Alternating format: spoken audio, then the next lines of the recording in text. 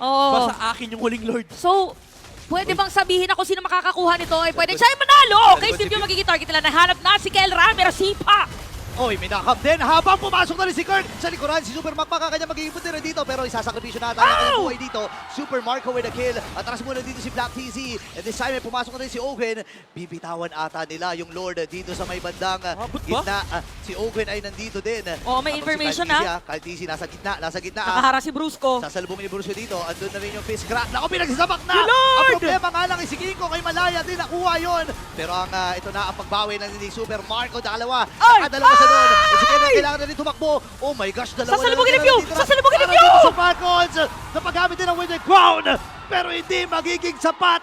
At ang Mamigil paglipad wave! ng Team Falcons ay narito na. Onyx Philippines ay patutumbahin nila.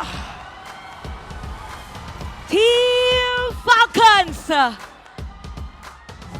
Binali